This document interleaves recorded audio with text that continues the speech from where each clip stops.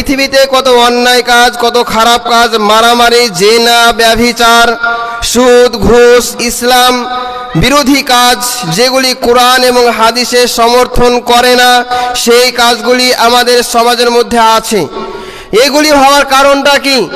সমাজে এত পাপ, এত অন্যায় কেন হবে? হওয়ার অনেকগুলি কারণ রয়েছে, তার মধ্যে দুটি কারণ সবচাইতে বেশি। একটি হচ্ছে ঈমানের দুর্বলতা। মানুষের মধ্যে যদি ঈমান না থাকে, ঈমানের দুর্বলতা থাকে, তাহলে সেই ব্যক্তির দ্বারাই সমস্ত পাপ কাজ, অন্যায় কাজ করা সম্ভব। দ্বিতীয় নাম্বার হচ্ছে আল আমরু বিল মারুফ, সৎ কাজের আদেশ, ওয়া নাহয়ু আনিল মুনকার, এবং খারাপ কাজ থেকে মানুষকে দূরে সরিয়ে রাখা। যেখানে অন্যায় হবে সেখানে আপনাকে প্রতিবাদ করতে হবে, মানুষকে সঠিক পথে নিয়ে আসতে হবে, মানুষকে সঠিক উপদেশ দিতে হবে। এই কাজগুলি যদি সমাজের মধ্যে চালু না থাকে, তাহলে সমাজের মধ্যে অন্যায় কাজ আরো বেড়ে যাবে।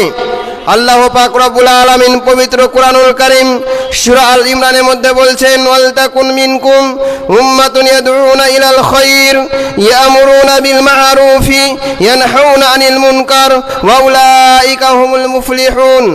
আল্লাহ পাক রব্বুল আলামিন বলছেন, ওয়াল তাকুন মিনকুম উম্মাতুন, তোমাদের মধ্যে এমন একটি দল থাকবে, এমন একটি উম্মত থাকবে, ইয়াদউনা ইলাল খায়র, তারা মানুষকে ভালো কাজের আদেশ করবে।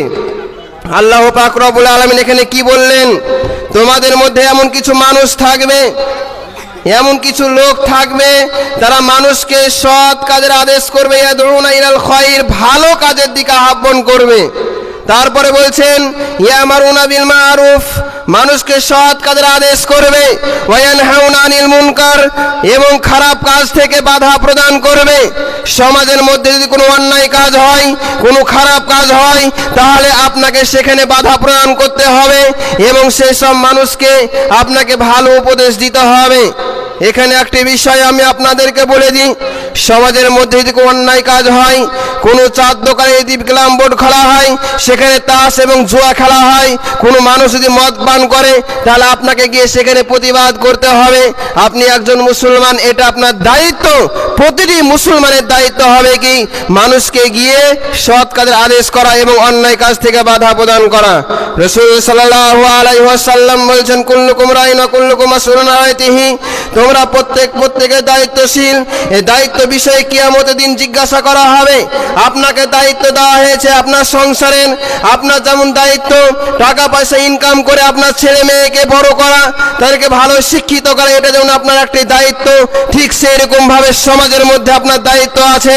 যারা সমাজের মধ্যে অন্যায় কাজ করবে, ইসলামের বিরোধিতা করবে, কোরআনকে নিয়ে খারাপ মন্তব্য করবে, কেউ যদি সমাজে অন্যায় কাজ করে, তাহলে আপনাকে জোর গলায় গিয়ে সেখানে প্রতিবাদ করতে হবে। এটার নাম হচ্ছে মুসলমান। তাহলে আপনার মধ্যে ঈমান আছে, তাহলে আপনি আল্লাহর হুকুমকে মানলেন। 5 ওয়াক্ত সালাত আদায় করেন, খুব ভালো কথা। রমজান মাসে সিয়াম পালন করেন, টাকা আছে, পয়সা আছে, ধন সম্পদ আছে, হজের সময় আপনি হজ করে চলে আসলেন।